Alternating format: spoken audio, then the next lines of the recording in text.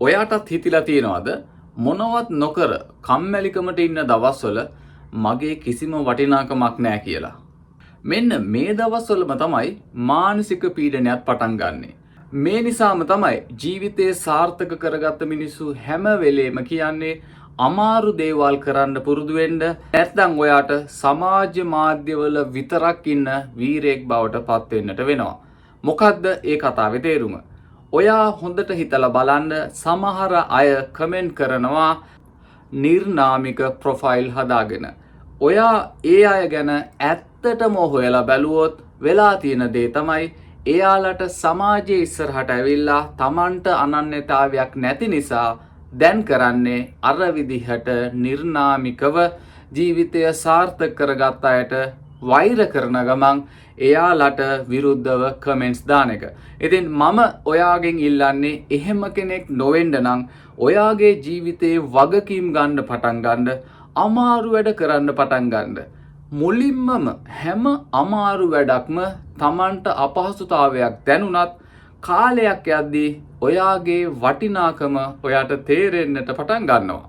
මෙතනදී නම් අපේ මනස වැඩ කරන විදිහ ඉගෙනගෙන ඉන්න එක ගොඩක් වටිනවා. ඔයාට යම් දෙයක් ලබා ගන්නට ඕනේ කියලා හිතුනොත් මනස ඒ වෙනුවෙන් ඔයාට ගොඩක් උදව් කරනවා. හැබැයි ඒ වගේම තමයි ඔයා ඇයි මේක නොකරන්නේ කියලා හේතු හදන්න පටන් ගත්තොත් ඔයාට ඇතිතරම් ඒ වැඩේ නොකරන්න හේතු හදලා පෙන්නනවා. අන්න ඒ නිසා තමයි මනසෙන් ඔයාට උපරිම උදව් ගන්න නම් මේ වැඩේ මං අනිවාර්යයෙන්ම කරනවා කියලා හිතන්න. එතකොට ඔයාට ඕනම අමාරු වැඩක් කරන්නට මනසෙන් උදව් ලබා ගන්නට පුළුවන්. ඒ නිසාම තමයි කතාවට කියන්නේ ඔයා ජීවිතේ නොලබපු දෙයක් ලබා ගන්න නම් අද වෙනකන් ජීවිතේ නොකරපු දෙයක් කරන්න පටන් ගන්න කියලා.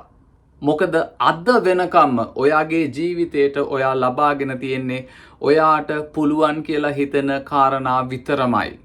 මතක් කරලා බලන්න ඔයාගේ පාසල් ජීවිතයේදී ඔයා වැඩියෙන්ම ආස කරපු විෂය තමයි ඔයා දක්ෂම විෂය.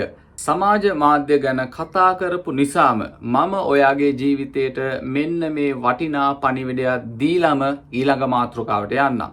ඔයත් ජනප්‍රිය පුද්ගලයන් ජීවත් වෙන විදිහ, කනබොන විදිහ පෙන්වන වීඩියෝ බලනවා නම් ඔයා ඒ කරන්නේ සම්පූර්ණයෙන්ම කාලය නාස්ති කර දැමීමක්. මම ඒකට හේතුවක් කියන්නද? ඕනම ජනප්‍රිය පුද්ගලයෙක් එයාට තියෙන දේවල්, එයා කරන දේවල් පෙන්වුවට ඒ වීඩියෝ වල කවදාවත්ම කොහොමද මුදල් උපයන්නේ කියන කාරණාව කියා දෙන්නේ නැහැ. හැබැයි සුබ ආරංචිය තමයි ඔයා මේ වීඩියෝ බලනවා කියන්නේ මේ වගේ කියලා දෙන්නේ ජීවිතය සාර්ථක කරගන්නට පිළිපදින්න පුළුවන් ප්‍රායෝගික කරුණු. ඒ නිසාම අද වීඩියෝ එක බලලා මුලින්ම ඔයාව හොයාගන්න පටන් ගන්න.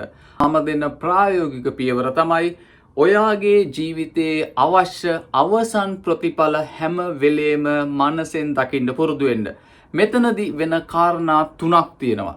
පළවෙනි කාරණාව තමයි ඔයාගේ අවසාන ප්‍රතිඵලය දැක්කට පස්සේ ඔයාට අභිප්‍රේරණයක් එනවා ඒ වෙනුවෙන් වැඩ කරගෙන යන්න. දෙවැනියට වෙන කාරණාව තමයි ඔයාගේ අවසන් ප්‍රතිඵලය මතක් කරගත්තට පස්සේ ඒ වෙනුවෙන් කරන්න අවශ්‍ය දේවල් ඔයාට දැන් වැඩිපුර පේන්න පටන් ගන්නවා.